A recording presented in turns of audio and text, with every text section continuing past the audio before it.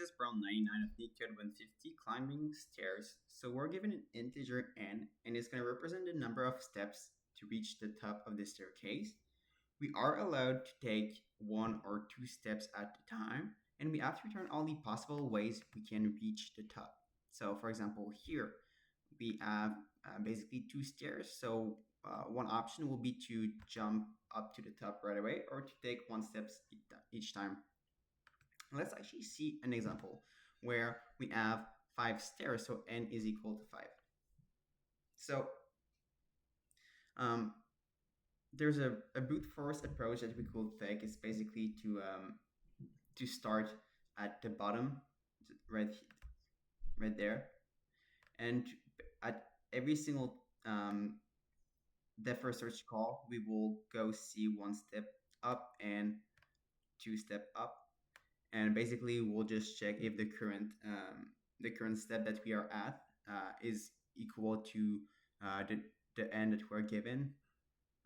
That will be a lot of computation, because basically for every single call or in every single position, we will have two other choices. So we will have 2 raised to the power of the length of the decision tree that we will have doing this way. That will be a time complexity of 2 raised to the n. So this problem itself is quite simple to write. I think it takes about 6 lines of code. But to get the trick to optimize it is quite tricky. So I will just show it to you right away. So the trick is that we are not going to start from the bottom, but we're going to start from the top. And we're going to set basically 5 to 1. So when we are at 1, there's that's our base case. So there's just one way to be at 1. And at 4, how many ways do we have to go to 5? We can take one step, we will be at 5. What if we take 2 steps, which is allowed? Well, we will go out of range. So this is not allowed. So we know from this example that from the stair 4, there's only one way to reach the step 5, knowing that we have a grand total of 5 steps. Now, what if we just go one step down? So we go at step 3, and we check all the possible ways we can reach step 5. So first we can basically take one step and then take another step. So this is one way. And another way will be to simply go to 5 right away. So we know that we have 2 possible ways to reach the steps 5 once we are at step 3. So let's just write it out here. And let's also take one step down. So let's go at step 2. And at step 2, there are a couple ways to go to step 5. First, we can take a couple single steps like this. Right? Another way I can think of to reach step 5 is basically to take one leap of 2 steps and another one of a single step. And similarly, we can also take a single step, after which we take a big steps of 2. Right? So that makes 3 options for us. So let's write it down. So that also tells us that if we add only that if we're starting from 2, meaning that we had just 3 stairs, we will have basically 3 possible ways to reach the top. But in our case, we have 5 stairs, so let's just keep going. And now let's go at 1 and see how many options we have when we are at 1.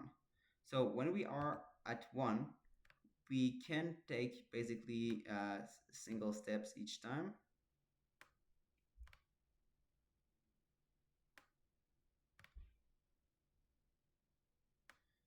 All right, so this is one solution. Another solution is basically to take 2 steps and another 2 steps. So that will work. So now we are at 2. We have 2 possible ways to reach the top.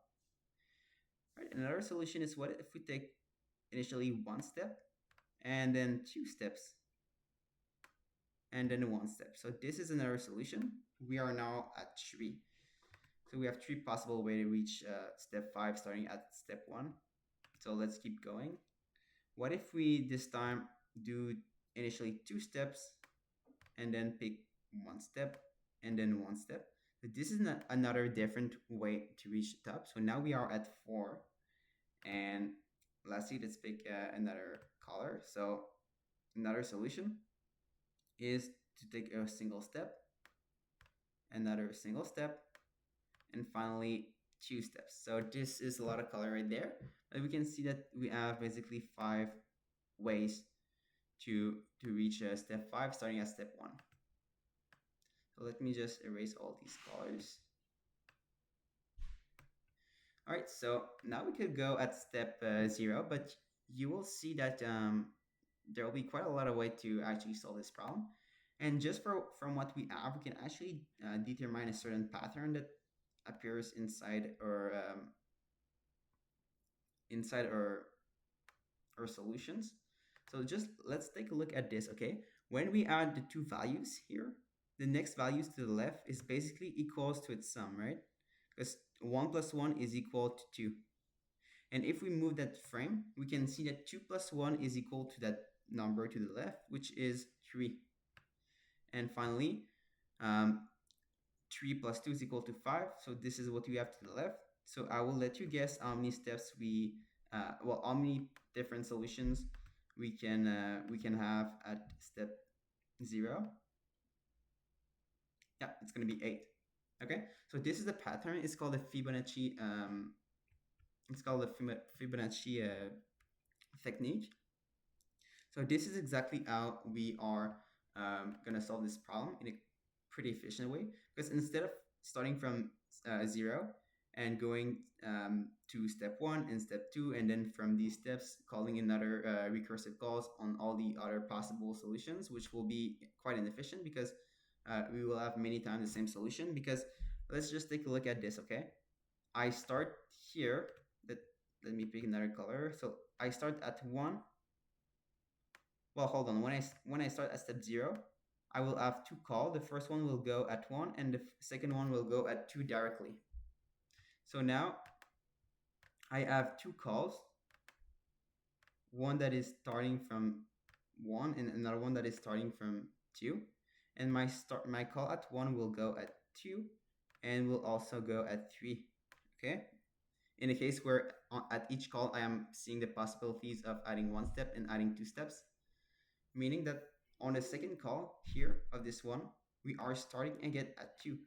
But notice that we already have a call at 2 that will basically do the same thing, right? So now we have like many duplicates call that are quite inefficient. So this is why we want to do some sort of back engineering work to get that value 8 here, because we will have 8 even though we start from step 0. So I hope you can see at least how this solution works. Basically, we want an algorithm that does exactly this. So initially, we start with with 2 values equal to 1, and this solution is going to be kept inside a value. And there's also another value that will keep track of the previous answer. So see that here we have a value that will have to store this too, but we also need a value that store this one.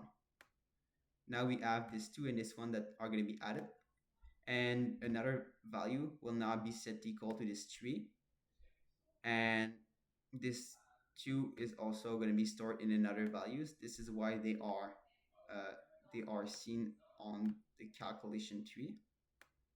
So after this, you can see that there's a value that will store 5, and there's also a value that will store 3, and these will be added. So I hope you can see the pattern here.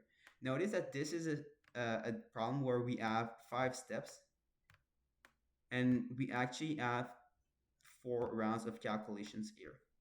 So I hope you can see the for loop in the range of n minus 1.